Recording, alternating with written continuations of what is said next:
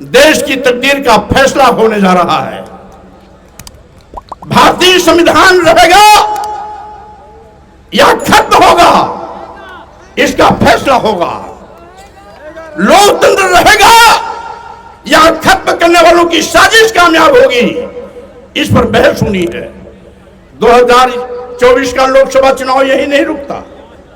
पिछले 10 सालों में भाजपा सरकार ने क्या क्या पाप किए हैं, उसका लोखा जोखा हिसाब किताब करने का वक्त है। आज भी ये गंदी मानसिकता के लोग देश के राष्ट्रपति द्रौपदी मुर्मू को मंदिर में इसलिए नहीं जाने देते क्योंकि वो आदिवासी और दलित समाज में पैदा हुई है। यही नहीं, इसके पहले रामनाथ कोविंद जी देश के राष्ट्रपति थे, उनको भी राजस्थान के पुष्कर ब्रह्मा मंदिर में इसलिए नहीं जाने दिया क्योंकि वो भी दलित समाज के थे। मैं कहना चाहता हूं, जब हमारे समाज में पैदा होने वाले दलित आदिवासी पिछड़ों के बड़े बड़े नेताओं के मंदिर में जाने से रोका जाता है, उनकी कुर्सियों को गंगा जल से धोया जाता है, गौमूत्र से पवित्र किया जाता है, तो साथियों मैं कहना चाहता हूं, ऐसे लुटेरे, ऐसे गंदी मानसिकता के लोग, नफरत की राजनीति करने वाले भाजपा के लोगों की 2024 लोकसभा चुनाव में विदाई होनी ही चाहिए।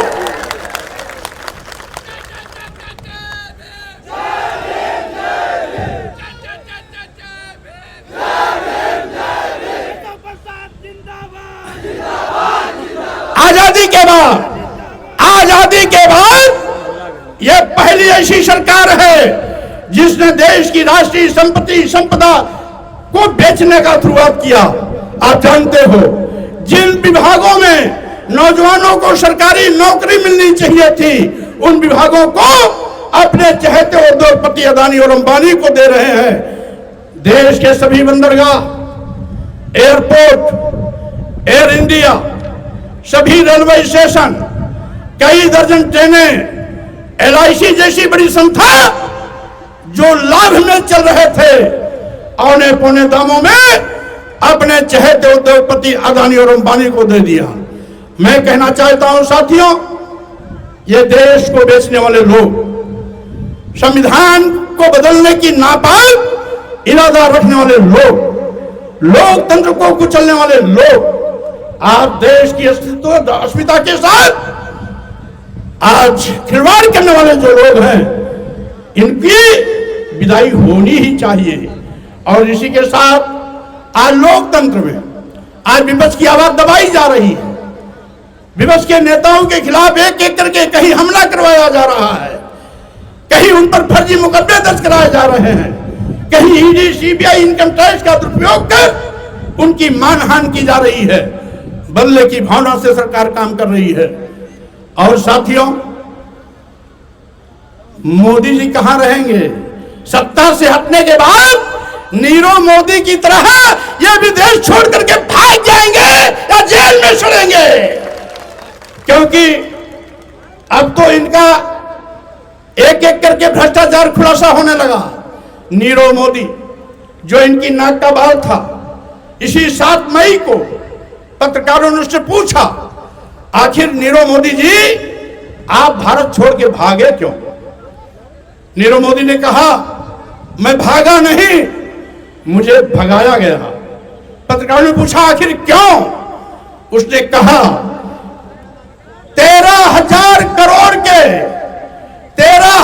करोड़ का जो घोटाला है उसमें तो मेरा हिस्सा केवल 32% है। 68% पैसा भाजपा के बड़े बड़े नेताओं ने लिया। किसी ने 100 करोड़, किसी ने 150 करोड़, किसी ने 200 करोड़, किसी ने 250 करोड़, किसी ने 500 करोड़। ये किसका बयान है? भाई चंद्रशेखर का बयान नहीं है, ये स्वामी प्रसाद मौर्य का भी बयान नहीं है, ये चौधरी अमर सिंह का भी बयान नहीं है। ये बयान है मोदी जी का नाक का बाल कभी था नीरव मोदी का। उसने तो नेताओं का नाम भी लिया है। इसलिए साथियों, आज ये चुनाव केवल चौधरी अमर सिंह को जिताने के लिए नहीं है। चौधरी अमर सिंह को अगर आप जिताएंगे तो लोकतंत्र के हत्यारों को पार्लियामेंट पहुंचकर विदाई करने का काम करेंगे। इसलिए इनको जीतना चाहिए। संविधान बदलने की नापाक इरादा रखने वाले भाजपा के नेताओं की एक करके छुट्टी करेंगे अमर चौधरी अगर पार्लियामेंट में पहुंचेंगे।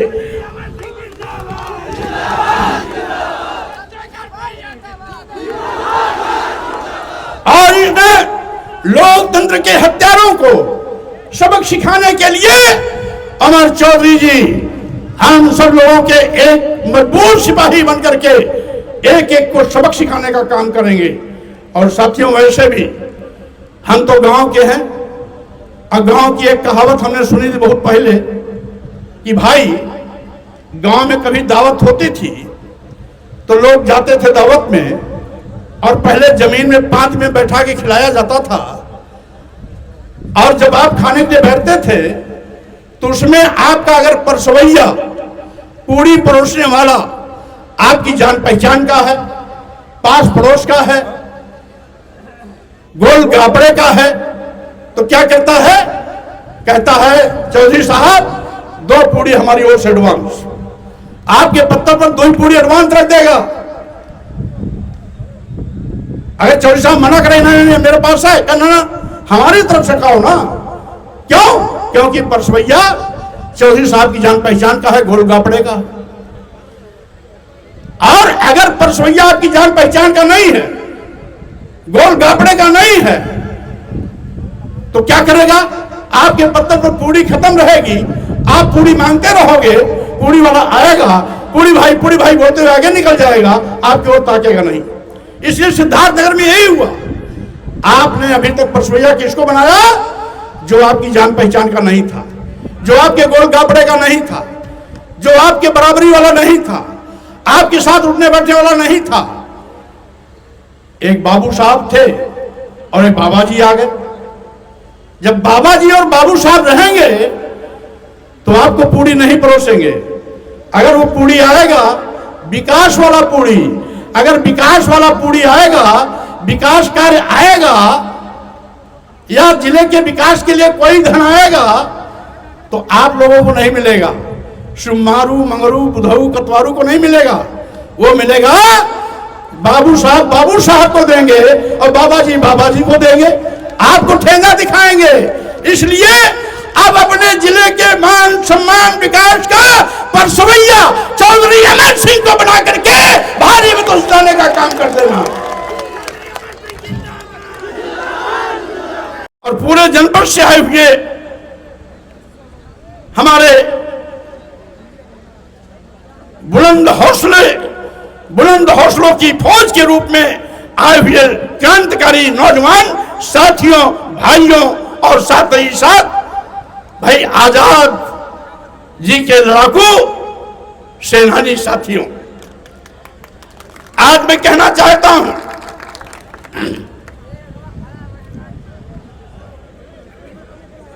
यह फौज बाबा साहब डॉक्टर भीमराव अंबेडकर के मिशन का है।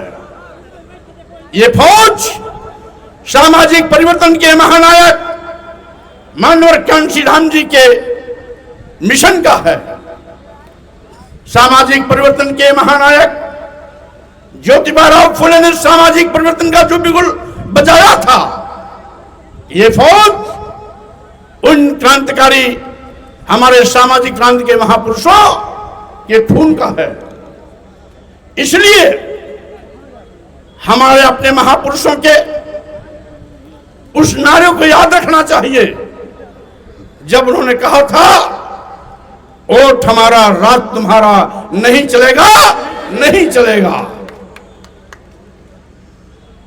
और इसलिए आज 2024 लोकसभा चुनाव केवल चुनाव नहीं है, बल्कि देश की तकदीर का फैसला होने जा रहा है।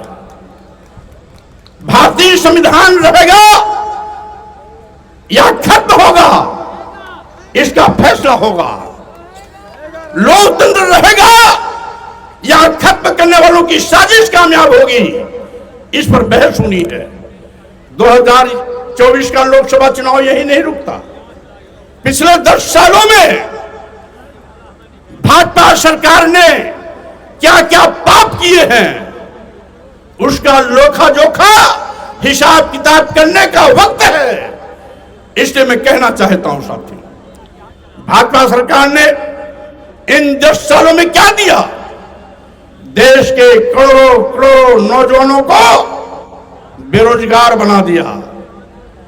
जब से भाजपा सरकार आई, सरकारी नौकरियां नदारत, भूले विषय यदि कभी कोई विज्ञापन आया भी तो नकल के भ्रष्टाचार, नकल और भ्रष्टाचार की बलवेदी पर चढ़ गई। यही नहीं, भाजपा के लोग दलितों, आदिवासियों, पिछड़ों को हिंदू कहकर के गुमराह कर वोट तो लेते हैं, लेकिन सत्ता में बैठने के बाद सबसे पहले इन्होंने क्या किया? बाबा साहब डॉक्टर अंबेडकर ने भारतीय संविधान के अनुच्छेद 15(4), 16(4) के अंतर्गत जो हमें अनुसूचित जाति, अनुसूचित जनजाति को आरक्षण दिया है, यह सरकार उसको निष्प्रभावी और शून्य कर रही है। भारतीय संविधान के अनुच्छेद 340 के अंतर्गत पिछड़े वर्गों को जो 27% का आरक्षण मिला है, उसको भी खत्म करने पर आमादा है। आखिर हमारे वोट पर चुनी गई सरकार हमारा ही गला काट रही है, हमारा ही आरक्षण खत्म कर रही है। बाबा साहब डॉक्टर अंबेडकर के बनाए गए भारतीय संविधान की धज्जियां उड़ा रही है। इसलिए तय करना है कि भारतीय संविधान से खिलवाड़ करने वालों की 2024 लोकसभा चुनाव में विदाई होना चाहिए, यह फैसला करना है। यही नहीं साथियों, आज जितने भी विज्ञापन निकले हैं उन सब का रिकॉर्ड मेरे पास है। अनुसूचित जात, अनुसूचित जनजाति को 23% आरक्षण के सापेक्ष 4%, 5% तक जाकर के रोक दिया जा रहा है। 27% पिछड़ों के आरक्षण के सापेक्ष 6%, 7%, 9% पे जाकर रोक दिया जा रहा है। यही नहीं,